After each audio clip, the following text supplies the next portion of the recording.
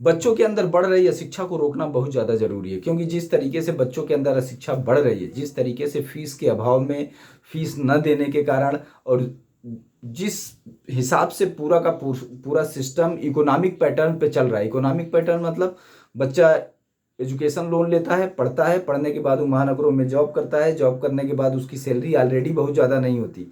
उसके बाद फिर वो लोन पे घर लेता है, एजुकेशन लोन नहीं खत्म हुआ है, होम लोन चालू हो गया है, और फिर होम लोन 20 सालों के लिए है। मतलब अगर समझिए 26 से 30 साल में बच्चा पढ़ करके निकला और 20 साल का होम लोन भर दिया, मतलब 50 साल, उसका जीवन कुछ बचा ही नहीं। मतलब उन्होंने अपना पूरा जीवन शुरू से एजुकेशन लाइफ से लेकर के और जीवन के एंड तक सिर्फ बैंक के लिए जिया, सिर्फ बैंक के लिए काम किया, सिर्फ बैंक का ब्याज भरा।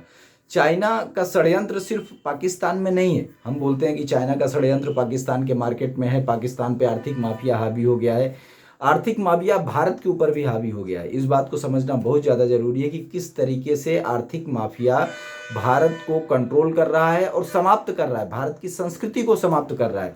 आर्थिक माफिया का मतलब सिर्फ ये नहीं होता कि कोई टेरराइज स्थापित किया जाए, एक सिस्टम को ही इस तरीके से डिज़ाइन किया जाए जो लीगल भी रहे, वैधानिक भी बोला जाए, लोग उसे एक्सेप्ट भी कर लें साइकोलॉजिकल तौर पे, मनोवैज्ञानिक तौर पे, और उस चीज़ को लोगों के ऊपर इस हिसाब से लागू किया जाए कि लोग सिर्फ कुछ लोगों के लिए काम करें।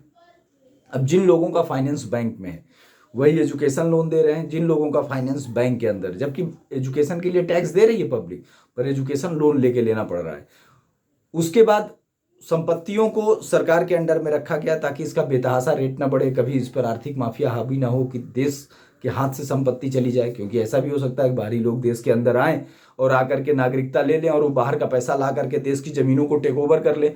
ज़मीनों पे जिसका राइट है, राष्ट्र पे उसका राइट है। इजराइल का आप युद्ध देख लीजिए, और कुछ नहीं, इजरायली हमेशा से पैसे वाले थे, यहूदियों के पास हमेशा से पैसा था, आज नहीं, बहुत पुराने टाइम से।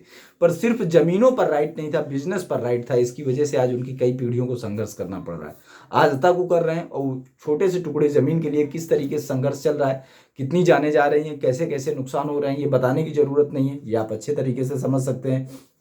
तो ये समझना बहुत ज़्यादा ज़रूरी है, इस बात को जान लेना बहुत ज़्यादा ज़रूरी है समाज के लिए कि किस तरीके से पूरा का पूरा सोसाइटी जब सिर्फ अर्थतंत्र के लिए काम करेगा, कि मतलब बैंक का लोन भरने के लिए बच्चा नौकरी कर रहा है, फिर बैंक का लोन भरने के लिए वही बच्चा आगे 50 साल तक नौकरी कर रहा है कि उसको बैंक का ईएमआई भरना है। उसका व्यक्तिगत जीवन क्या गया, वो रिश्तों में क्या खर्च करेगा, अपनी रिश्तेदारों के ऊपर क्या खर्च करेगा, अपने बहनों के ऊपर, भांजों के ऊपर, अपने माता पिता के ऊपर, अपने चाचा चाची, दादा दादी, ये तो छूट ही जाएंगे ना। आज लोग बोल रहे हैं कि रिश्ते टूटने ही है, क्योंकि उनको संभालने की क्षमता लोगों में नहीं बची है।